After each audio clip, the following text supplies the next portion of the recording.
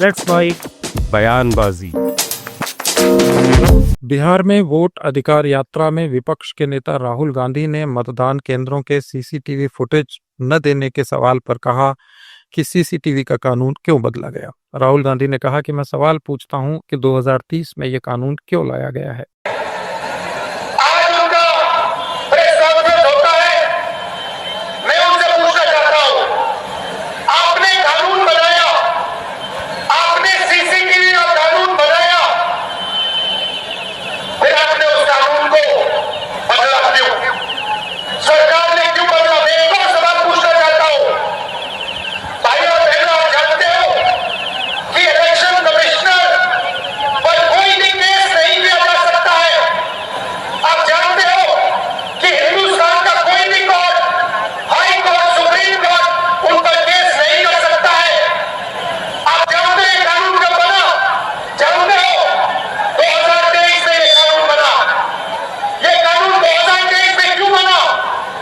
क्योंकि नरेंद्र मोदी और अमित शाह ये जानते हैं कि इलेक्शन कमीशन के खिलाफ कोई कार्रवाई नहीं कर पाए, क्योंकि इलेक्शन कमीशन उनकी मदद कर रहा है, उनके साथ वोट चोरी कर रहा है।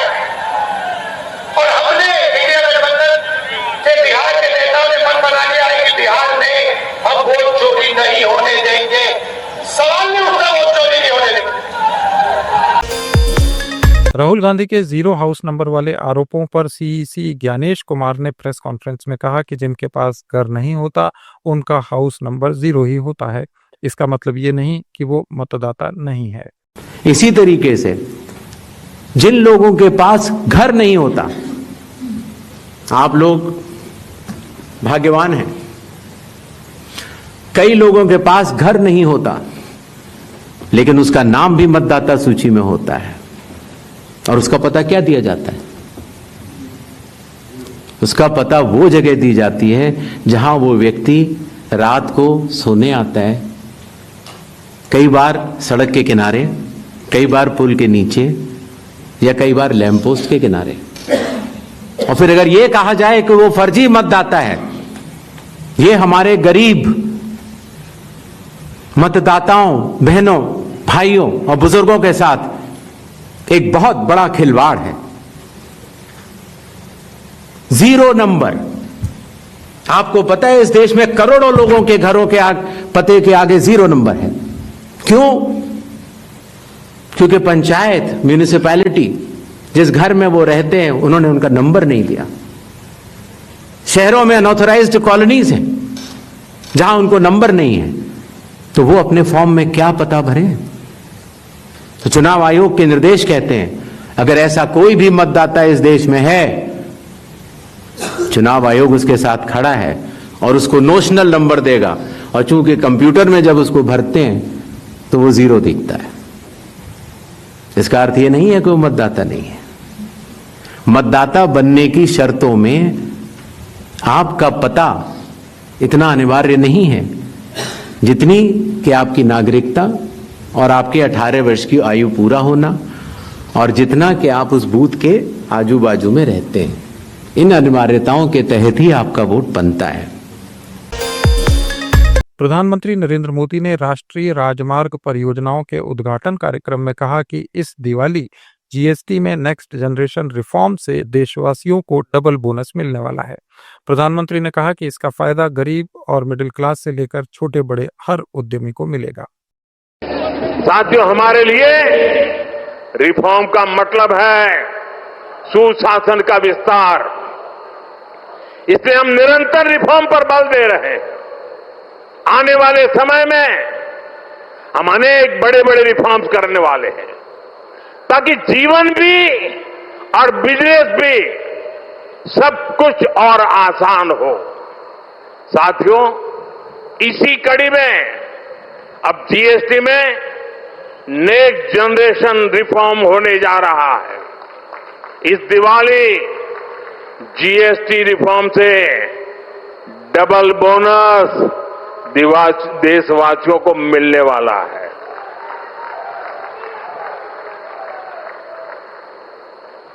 हमने इसका पूरा प्रारूप राज्यों को भेज दिया है मैं आशा करता हूं कि सभी राज्य भारत सरकार के इस इनिशिएटिव को सहयोग करेंगे, जल्द से जल्द इस प्रक्रिया को पूरा करेंगे ताकि ये दिवाली और ज्यादा शानदार बन सके। हमारा प्रयास जीएसटी को और आसान बनाने और टैक्स दरों को रिवाइज करने का है। इसका फायदा हर परिवार को होगा, गरीब और मिडिल क्लास को होगा, छोटे बड़े हर उद्यमी को होगा। अलास्का समिट के बाद पुतिन ने अपने देश के शीर्ष अधिकारियों के साथ बैठक की। इस बैठक में उन्होंने कहा कि वे खेरसॉन और जापोरिजिया मोर्चे को फ्रीज करने को तैयार हैं, लेकिन शर्त यह है कि यूक्रेनी सेना पूरी तरह से डोनेस्क से हट जाए। Уважаемые коллеги, добрый день. Попросил вас собраться для того, чтобы проинформировать о результатах нашего визита нашей делегации в Соединенные Штаты, на Аляску. Хочу сразу отметить, что визит был своевременным и весьма полезным. Мы поговорили практически по всем направлениям нашего взаимодействия, но прежде всего, конечно, говорили о возможном разрешении украинского кризиса на справедливой основе. И, конечно, у нас была возможность, что мы и сделали, поговорить о генезисе, о причинах этого кризиса. И именно устранение этих первопричин должно быть положено в основу урегулирования. Мы давно напрямую не вели переговоров подобного рода на таком уровне. Повторяю еще раз, была возможность спокойно, детально еще раз изложить нашу позицию. Мы, разумеется, с уважением относимся и к позиции американской администрации, которая видит необходимость скорейшего прекращения боевых действий. Ну и мы тоже этого бы хотели. И хотели бы перейти к решению всех вопросов мирными средствами. Разговор был очень откровенным, содержательным. И, на мой взгляд, это приближает нас к нужным решениям. Расскажу сейчас детально по всему ходу беседы. Если будут вопросы, с удовольствием на них отвечу.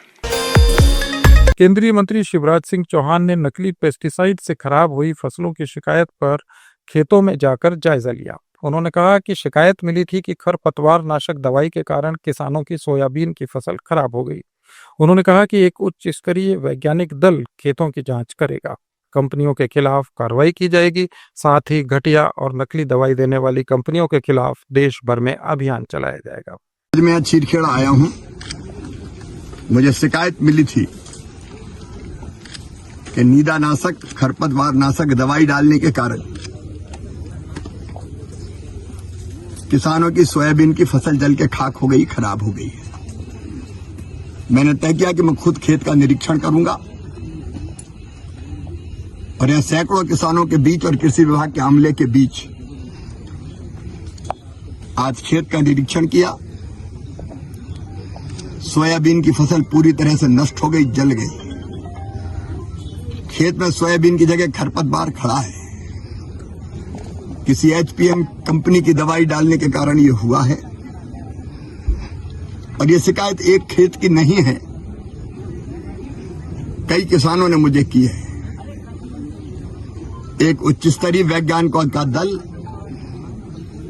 इन खेतों का निरीक्षण करेगा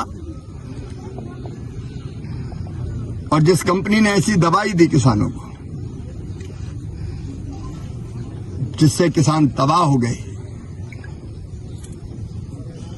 विधि सम्मत सख्त कार्रवाई उसके खिलाफ की जाएगी। किसान के पास फसल चली गई तो बचा क्या, जिंदगी चली गई उसकी। इसके लिए उसको राहत मिले, इसकी व्यवस्था करने में कोई कसर नहीं छोड़ेगी और कंपनी को ही करना चाहिए। अभी मैंने एक प्रतिवेदन देखा, मुझे बताया केवीके रायसेन के किसी वैज्ञानिक ने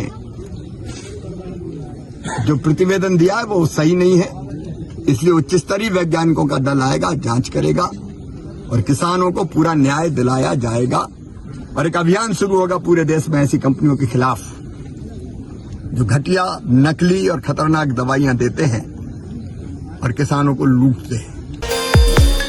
चुनाव आयोग ने विपक्ष के वोट चोरी के आरोपों पर कड़ा रुख अपनाया है। मुख्य चुनाव आयुक्त ज्ञानेश कुमार ने बिना नाम लिए राहुल गांधी पर निशाना साधा।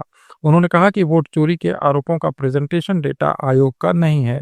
राहुल को 7 दिन में हलफनामा देना होगा या देश से माफी मांगनी होगी, वरना आरोप निराधार माने जाएंगे। सबसे बड़ी मतदाता सूची हमारे पास है, लगभग 90 करोड़ से 100 करोड़ के बीच में।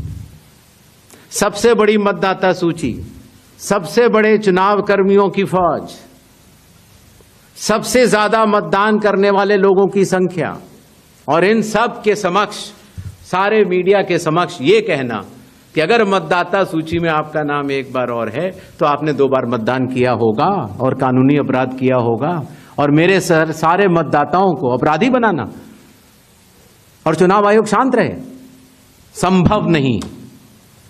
हलफनामा देना होगा या देश से माफी मांगनी होगी, तीसरा विकल्प नहीं है। आपके माध्यम से मैं यह भी कहना चाहता हूं, अगर 7 दिन में हलफनामा नहीं मिला तो इसका अर्थ ये सारे आरोप निराधार हैं, और हमारे मतदाताओं को यह कहना कि वो फर्जी हैं, इसके ऊपर जो भी इस बात को बोल रहा है उसको माफी मांगनी चाहिए। महाराष्ट्र में वोटर लिस्ट बढ़ी, समय रहते जब ड्राफ्ट सूची थी तो दावे और आपत्ति क्यों नहीं जमा कराए गए? जब रिजल्ट निकल आया तब याद आया कि ये गलत था, और एक भी मतदाता का नाम सबूत सहित आज तक चीफ इलेक्टोरल ऑफिसर महाराष्ट्र को नहीं मिला। चुनाव हुए 8 महीने हो गए। महाराष्ट्र में क्यों नहीं उच्चतम न्यायालय में चुनावी याचिका दायर की गई?